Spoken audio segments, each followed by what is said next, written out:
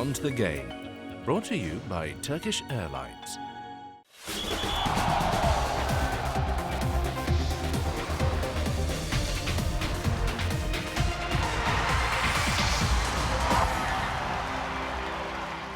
I think everyone's still in recovery mode from an absolutely memorable sporting weekend. But strap yourselves in. There's not a lot of turnaround time. We're in for another very busy sporting week ahead. We'll analyze all the big talking points over the course of the next 30 minutes. Hello there, I'm Robin Adams. This is Beyond the Game. It is good to have you along.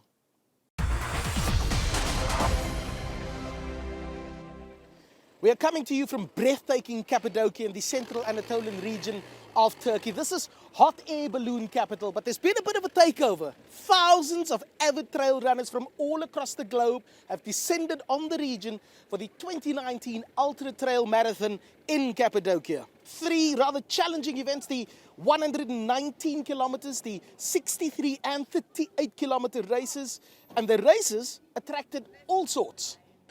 This race is really good, and the sponsor is Solomon, and I think it's my 7th ultra trail, but I think it's the best ultra trail that I've ever registered. And this is my 2nd ultra trail. It's going to be my 2nd ultra trail. It's running in heaven. It's really so unique. I'm so happy to be here. Yes, I feel very well, and I hope I'm finisher to the race. It's a very good place. Cappadocia is very good and beautiful place. Well, the race has taken some of the region's picturesque sites, and the elevation on the respective courses is a real challenge. To try this on for size, for the 119 kilometer race, the elevation is in excess of 3,700 meters. Wow! Quite a workout for any set of lungs. The calves are properly tested as well. No, Yannick of France was the winner in this year's 119 kilometer race in a time of 11 hours, 12 minutes and 7 seconds. His closest challenger crossed the finish line 20 minutes later. The Cappadocia Ultra Trail has enjoyed remarkable growth in its 6 years. The organizers are pretty pleased. Well, actually, the growth is in last 6 years is really huge. First year we start with 180 runners, and this year we have 2,650 registrants, and which is of course something really special for Turkey and for Cappadocia. What is it that makes the race so popular then? Cappadocia and good race, because our crew is really dedicated to this race and they love this race, and that's why I believe, from my point of view, because I've been sports organizer for the last 20 years, this is something. This is really good, and people love it, and people love Cappadocia, and it became the World Tour race, one of the World Tour races in 3 years, and I think these are and what Cappadocia serves people. These are the reasons. And then there were four. The semi-final lineup at the Rugby World Cup is now complete. The All Blacks still on course to make it 3 in a row. They take on Eddie Jones's side, England, hoping for their part to get their hands on the Webb Ellis Trophy for the first time since 2003. The Springboks take on Wales in the other semi-final. If you were to write down your 4 semi-finalists for the Rugby World Cup 6 months ago, this most likely would have been the final 4. New Zealand up against England, Wales up against South Africa. Both clashes are steeped in rugby history. Both matches have the potential to be something special. Because when you look at the style of play of both of these sides, each side has the game to beat the other. Each side has the ability to take out the World Cup. England's win over Australia in the quarter-final was as much about ability as it was commitment, patience and the ability to suffocate some of the world's most devastating ball runners. But in the eyes of Captain Owen Farrell, there's more to come. This was a good performance, but we don't feel like we're at our best yet. We're going to have a look at what we can do to make sure we're getting towards our best next week, because we're going to have to probably be better. So we're looking forward to working that out. Their prize for beating a 2-time World Cup winning side, a chance to beat a 3-time World Cup winning side. New Zealand's all-conquering All Blacks utterly dismantled Ireland. Within minutes of the opening try, the Irish knew it wasn't their night. With the All Blacks and Beauden Barrett saving their best for the knockout matches, it will take something special for the English to hold them out. Yeah, I'm looking forward to playing them too, now that we've earned the right to. They'll be a massive challenge, but I don't think tonight's the night for us to be talking about that. I think we've got a formula that we work to. Test matches are hard work, from Sunday to Saturday, and you've got to take a wee bit of time to step off the merry-go-round and relax. And we'll do that. We'll enjoy our moment. It was a special test match, one that the All Blacks can be proud of and New Zealanders can be proud of, particularly the players themselves can be proud of. And, we won't think about England until tomorrow. So there's not much point me giving you a team talk about them just at the moment because they're not even on my mind. Hansen may well be proud, but with Eddie Jones pulling the strings for the English, it's a battle of the two best coaches in the world rugby, attempting to find a way to outsmart the other. So while England and New Zealand attempt to outthink each other, the other semi-final is more of a case of outlasting the other.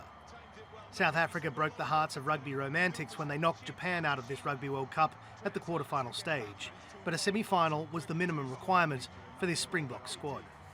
While they may not have the silky skills of New Zealand, they know how to control the match, and up against a Welsh side who know how to defend, it could be a war of attrition to book a place in the final. They've got a great coaching staff, and the thing about them, I think they've created a squad. If you look at them, I think when they toured Argentina last year, or the year before that, where they took almost a B side or second string side over there, and they gave them a whitewash there. So I think they've created depth in every single position.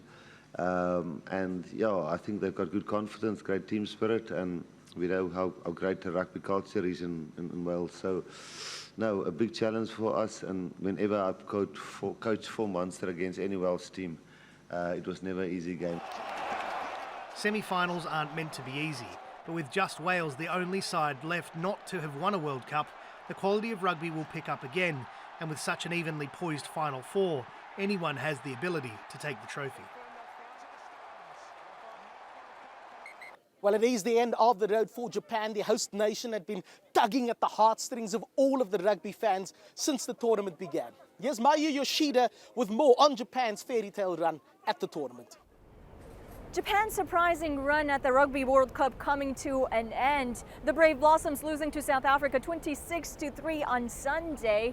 The Springboks were simply too overpowering for the host nation this time. Nevertheless, local fans here have nothing but praise for their team after making it to the first ever Rugby World Cup knockout stage, beating the likes of traditional powerhouses like Ireland and Scotland along the way.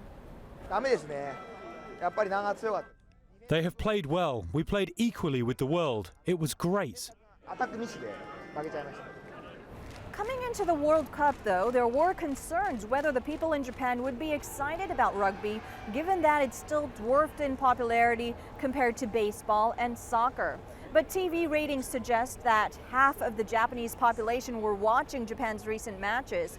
And at their post-match conference held on Monday, players said they were very proud of creating a new fan base here in Japan.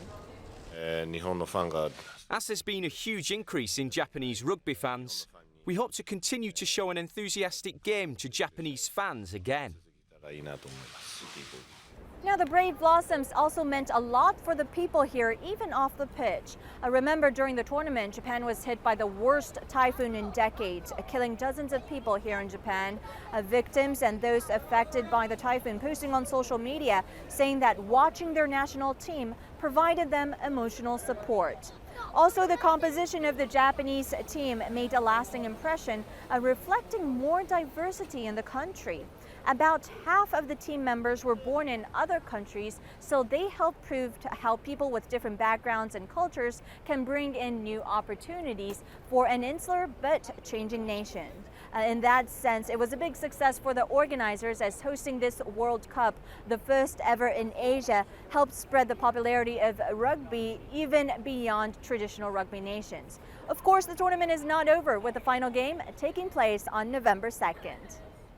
Basketball fans, get ready. The NBA season is nearly upon us, and it does promise to be a thrilling one. That's because a host of big-name stars have traded teams in the off-season. A few months since Kawhi Leonard and the Toronto Raptors dethroned the Golden State Warriors, Raptors, the 2019 NBA champs, have been practically unprecedented for the NBA. Almost every team in the league went through a roster makeover, something you don't see every offseason. Meanwhile, the biggest talking point ahead of Tuesday's tip-off of the new season isn't about familiar faces in new places. It isn't about how Giannis Antetokounmpo could finally get Milwaukee over the line, tapped it out to Knox side, rips it, or even how Zion Williamson is expected to be the second coming of LeBron James. But it'll be how a tweet from Houston Rockets general manager Daryl Morey affected the NBA's relationship with a whopping 500 million fans in China, and how the league supported his right to free speech.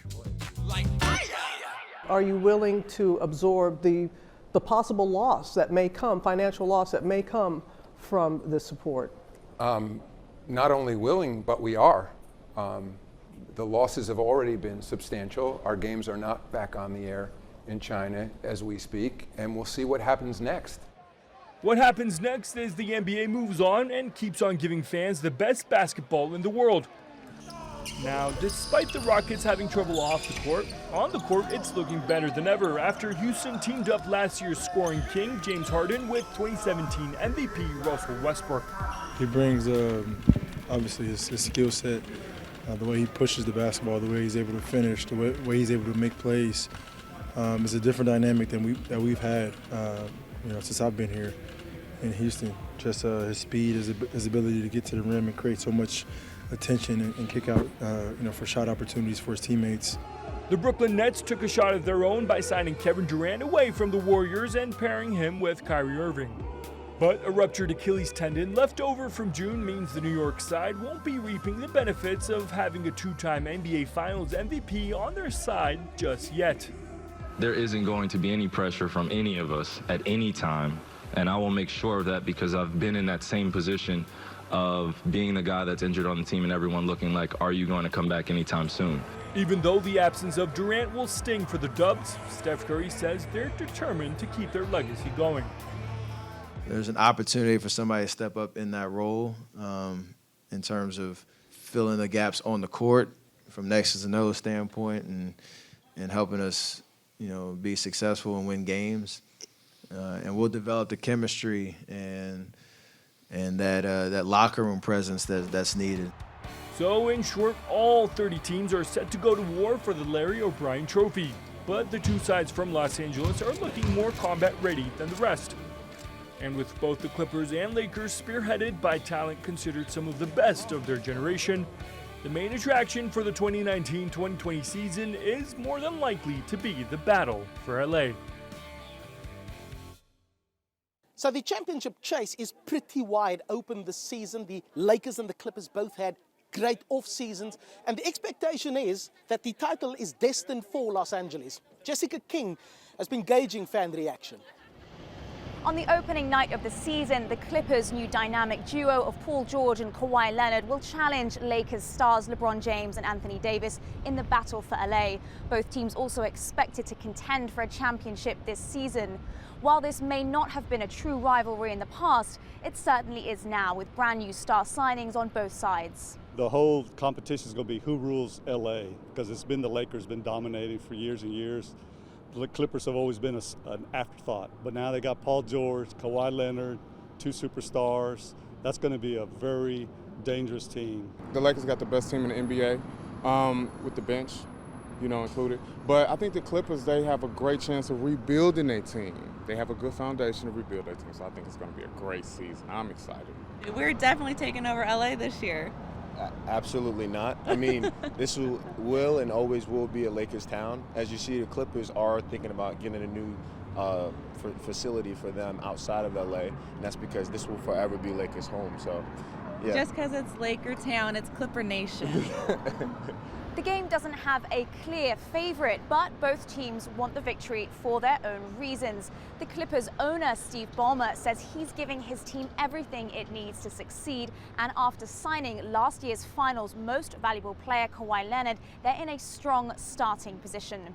The Lakers lost out in their bid to sign Kawhi, which will of course fuel this rivalry even further. But LA is still predominantly a Lakers town, and support for them runs deep here with generations of fans. Well, for basketball fanatics, the Staples Center is going to be the place to be. They can watch the Clippers one night and the Lakers the next. It's going to be a season to remember. Jessica King for Beyond the Game in Los Angeles. Liverpool have had their lead at the top of the Premier League trimmed to just 6 points, and that's after a 1-1 draw with Manchester United at the weekend. But the Reds will have to regroup very quickly. There's the small matter of a Champions League title defence. Jurgen Klopp's side travelled to Belgian champions Genk on Wednesday. They are 1 point behind Group E leaders Napoli. They take on Salzburg. Dortmund and Barcelona on the road for their respective Group F assignments. In Group G, we have RB Leipzig. They take on Zenit St. Petersburg, and Benfica face Lyon. Ajax, Chelsea, that promises to be a goodie in Group H, while Lille hosts Spanish club Valencia. But of course, all of the attention this week will centre around the competition's defending champions, Liverpool.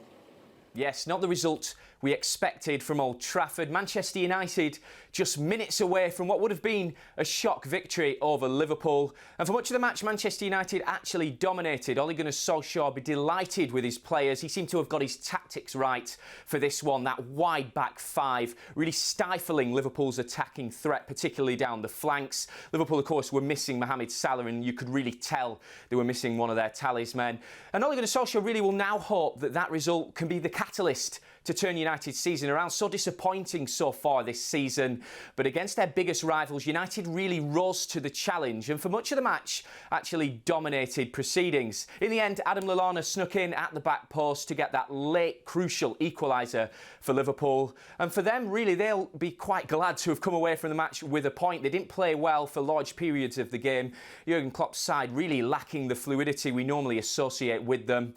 And he'll be happy because every point counts, particularly when you're going for a league title. They often say a title-winning side can pick up points when playing badly. Well, Liverpool certainly did that. They did turn things around in the second half. The final 15 to 20 minutes, they really started to apply the pressure. But I think overall, both sides really will be quite satisfied with a point. And for us, United is obviously a place. So there are worse things than getting a point here, to be honest. Some teams will lose here 100%. They will find back on track and all that stuff. When all the players are back, that's a real force. So, yeah, we never thought about 17 games. During the 17 games, we will not start thinking now about the one really who we lost, which we lost. We spoke about that game now already because we played on Wednesday. We expect much more from ourselves. The result is the result of the performance, and we could have won today, but it's not that we were like.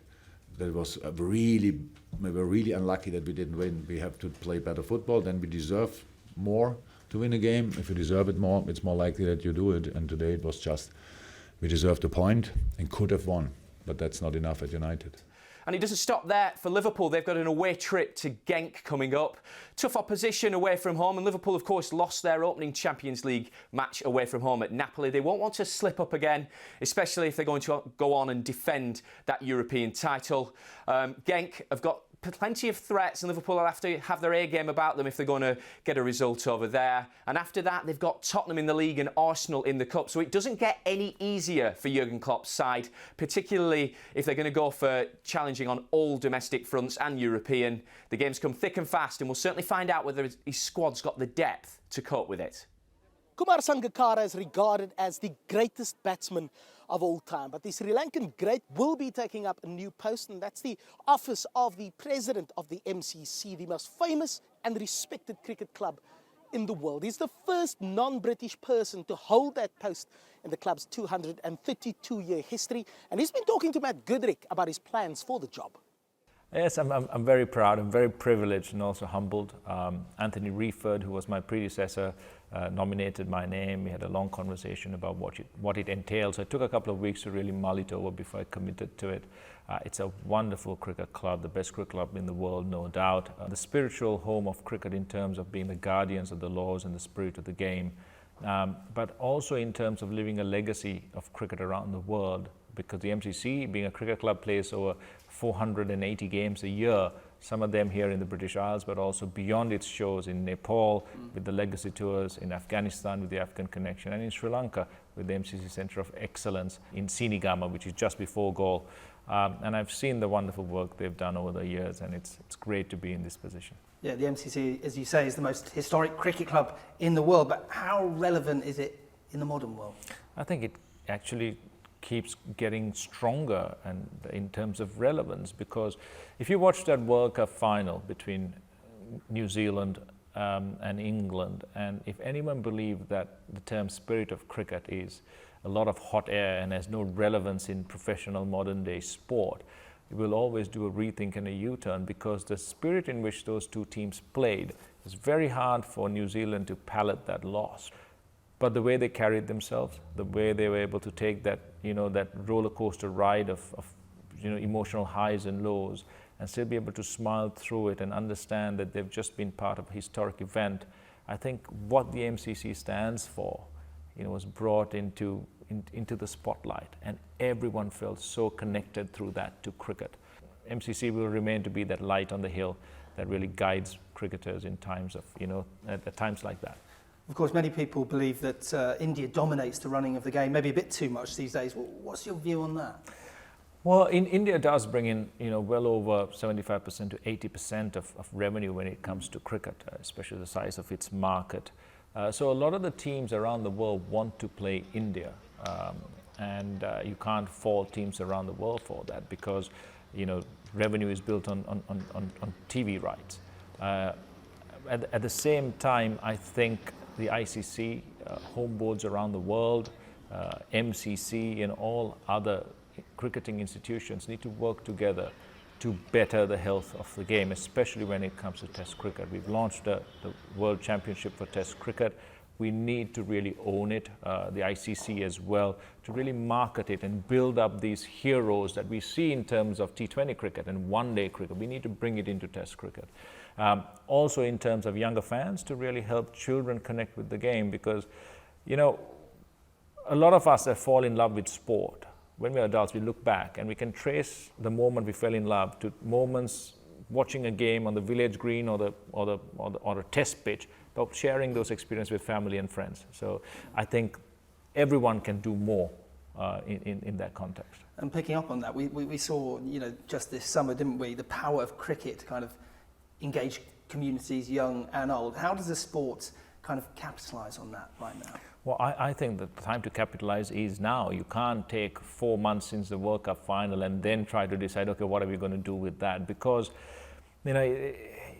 you've got a small window of opportunity here before people kind of then try to move on. I was there at the Bangladesh-Pakistan game at Lord's, and there were children who were allowed into the member stand at Lord's, and it just changed the entire atmosphere. It became this vibrant area to sit and watch the game. And I think that is how we actually bring more fans to the game and take cricket to the masses. In the UK, less than 1% of state school children play sport.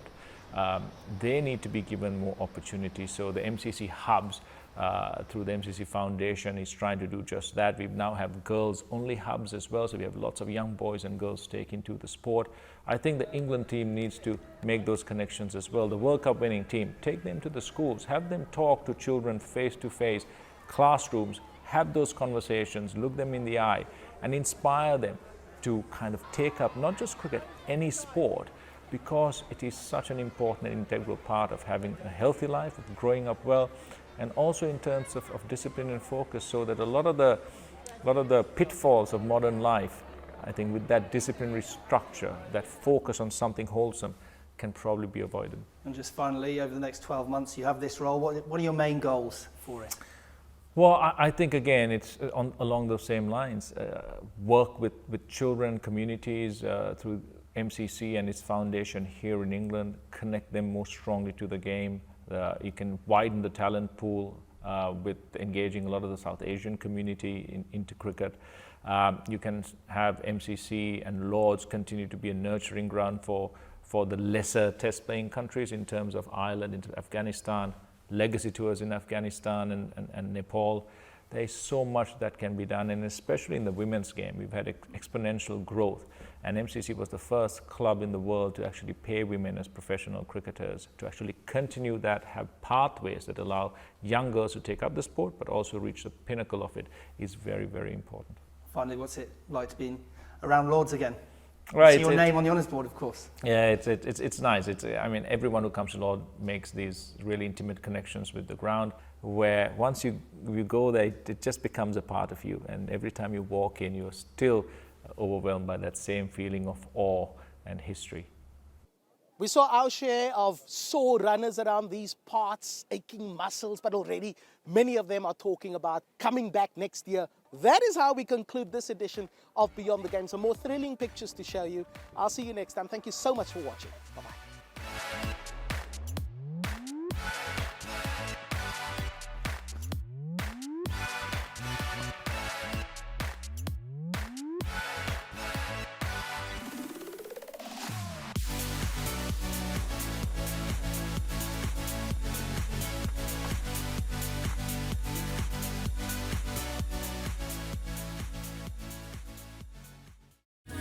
Beyond the Game, brought to you by Turkish Airlines.